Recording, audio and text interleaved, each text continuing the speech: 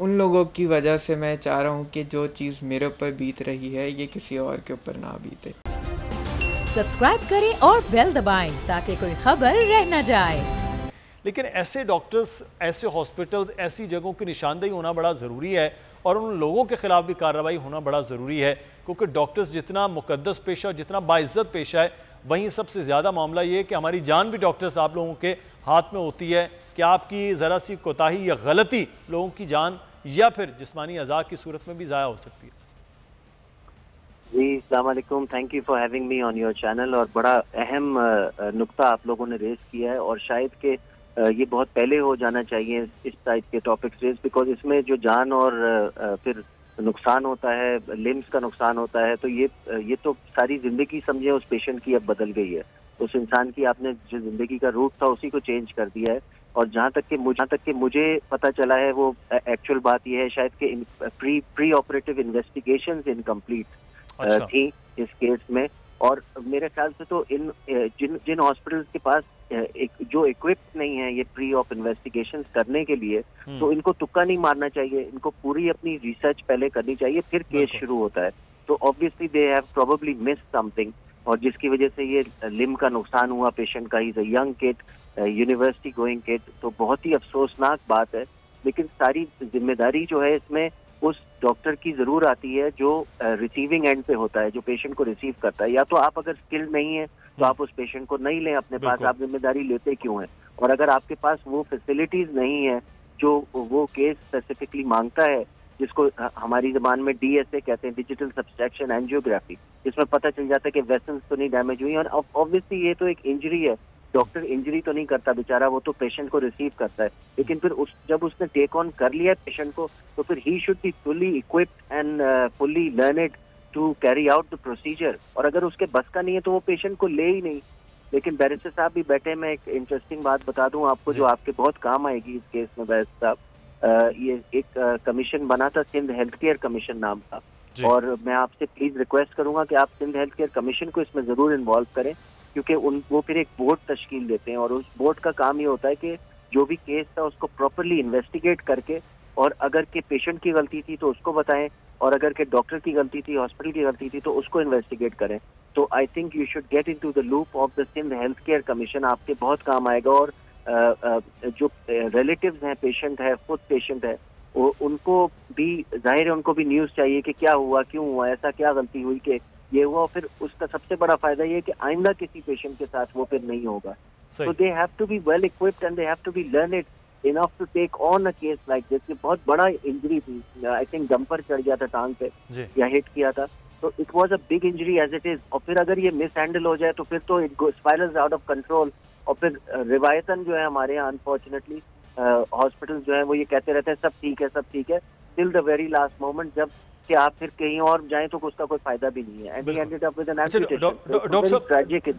Doctor साहब हमारे साथ रहिए कि मैं आपसे जाना कि अगर खुदा न खास्ता ऐसा मामला पहले ही सर्जरी से पहले ही जो है कोई इंजरी अगर हुई है, तो क्या तरीकाकार लोगों को किस तरह से डॉक्टर्स के हवाले से, हॉस्पिटल्स के हवाले से किन चीज़ों का ख्याल रखकर फिर इलाज की जानिब जाना चाहिए, ये मैं चाहूँगा ज़रूर आप बताइएगा। लेकिन बैरिस्टर साहब हमारे साथ मौजूद हैं, बैरिस्टर अरसलान राजा साहब, ये केस आप लेकर गए हैं और ये सारी चीज़ें, लेकिन एक चीज़ मैं जो जानना चाहूँगा, इस किस्म के मामलात होते हैं और उसके बाद दो चीज़ें हमने देखी अनफॉर्चुनेट है।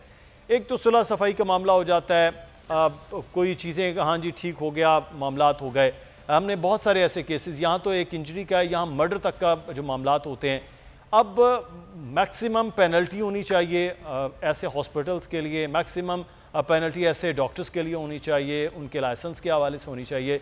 तो किस तरह से चीज़ें होनी चाहिए ऐसे केसेस के अंदर? और इस वक्त जो मामलात हैं, बहुत सारे केसेस अदालतों में चल रहे होते हैं, तो क्या वजूहत हैं कि ये चीज़ आगे नहीं चल पाती है कानूनी तौर पर? जी अस्सलाम वालेकुम, पहले तो बहुत शुक्रिया आपने मुझे इनवाइट किया।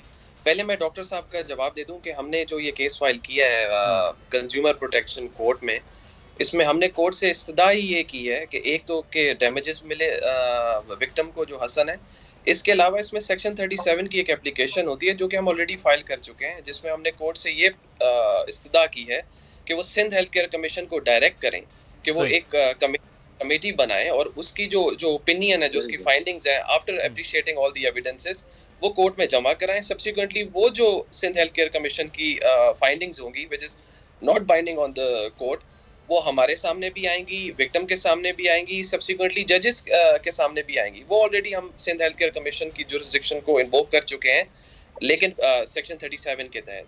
इसके अलावा भी हम ड्यू जो प्रोसेसेस हैं, ड्यू फॉरम्स जो हैं, उनको एक्सरसाइज करेंगे, विच इज़ जैसे डॉक्टर साहब ने कहा सिंध हेल्थ केयर कमीशन में for cancellation of licences, Pakistan medical commission में भी हम जो है ड्यू कोर्स में जाएंगे। इसके अलावा आज ही के दिन हमने क्रिमिनल जुरिसडिक्शन को भी इन्वोक करते हुए application under section 22A and B file की है, जिसमें हमने कोर्ट से ये सदा किया कि ये जो doctor so called doctor Usama bin Zia हैं, इनके खिलाफ FIR लॉन्च की जाए फॉर क्रिमिनल नेग्लिजेंस, और इसी तरह जो TO क्लिनिक के ओनर हैं डॉक्टर खान शाहजमान, उनके खिलाफ भी FIR लॉन्च की जाए। तो ये सारे फॉरम जो हैं ये हम अभी एक्सरसाइज कर रहे हैं कि जो केस हमने फाइल किया है, जो सूट फाइल किया है ऑन बिहाफ ऑफ विक्टिम, इस भी हमने पहले कोर्ट को सेटिस्फाई किया है as to the maintainability of the case, and honourable court was pleased to issue notices. उसके बाद नोटिस अदालत ने किया। ये बड़ा ज़रूरी है कि इस किस्म को फौरी तौर पर रोका जाए, क्योंकि जैसे डॉक्टर साहब भी फरमा रहे थे कि ये फिर जो है चीज़ों को वो लीस्ट बॉदर हो जाता है क्लिनिक्स, हॉस्पिटल्स और डॉक्टर्स के लिए भी। अच्छा, हमारे साथ ये विक्टिम है मोहम्मद हसन है, वो हमारे साथ मौजूद हैं और उनकी वालिदा भी मौजूद हैं। हसन, बहुत शुक्रिया आपके वक्त का भी और आपकी वालिदा के भी। ये एक बड़ा अजीब मामला है इस वक्त जो है, वो क्या सिचुएशन है? मैं पहले हसन आपसे जानना चाहूँगा, आपकी अब एक टांग ज़ाया हो गई है, आप तो ख़ुद एक स्टूडेंट थे, तो इस वक्त क्या सिचुएशन है आपके सेहत के हवाले से?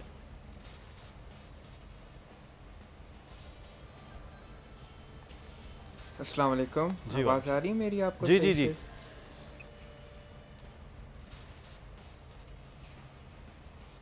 सिचुएशन मेरी ये है कि फ्रॉम 6 नवंबर ऑनवर्ड्स मैं अभी तक, इवन राइट नाउ, अभी जो मैं बैठा हुआ हूँ, इसमें मुझे बहुत ज़्यादा तकलीफ़ हो रही है बैठने में। तो फ्रॉम सिंस दैट डे मैं शदीद तकलीफ़ में हूँ।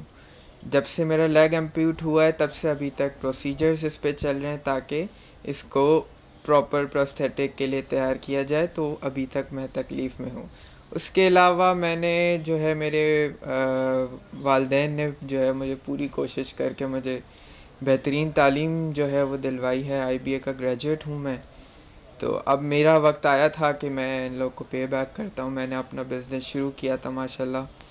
तो अभी आहिस्ता आहिस्ता स्टेप अप करता है, एंड दिस हैपेंड कि डॉक्टर की नेग्लिजेंस की वजह से I had to lose my leg. And मेरी सिर्फ़ और सिर्फ एक मोटिवेशन है इस वक्त यहाँ तकलीफ़ में कैमरे पे आने की, वो ये है कि मेरे साथ जो चीज़ हुई है, मेरे साथ बहुत लोग का सपोर्ट है। मुझे बोल न्यूज़ ने लाइव भी लिया है, मुझे बैरिस्टर अरसलान राजा जैसे लोग जो हैं प्रो बोनो मेरे केसेस भी लड़ रहे हैं। बट ऐसे बहुत सारे लोग हैं जो ये नहीं कर पाते, जिनके पास ये फैसिलिटी नहीं हो पाती, और उन लोगों की वजह से मैं चाह रहा हूँ कि जो चीज़ मेरे ऊपर बीत रही है ये किसी और के ऊपर ना बीते। सिर्फ इस वजह से ये मेरी मोटिवेशन है, मैं कैमरा पे लाइव आया।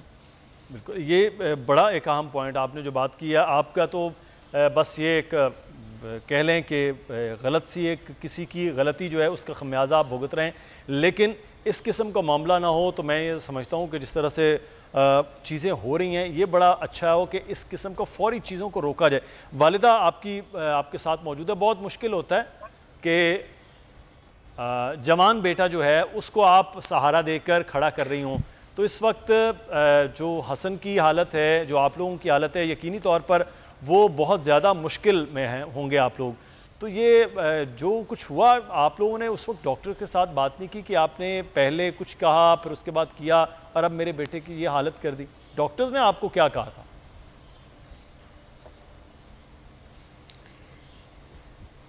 जी अस्सलाम वालेकुम। बिल्कुल, इस वक्त हम लोग जिस तकलीफ़ और अज़ियत से गुज़र रहे हैं, मेरा ख़्याल है कि हर माँ और हर वालिदैन अच्छी तरह जान सकते हैं कि वो अपने बच्चे को आज के दौर में, आज के इस मुश्किल दौर में किस तरह परवरिश करी होगी। हमने भी बहुत मेहनत से, बहुत मुश्किलों से अपने बेटे को पाला, बड़ा किया।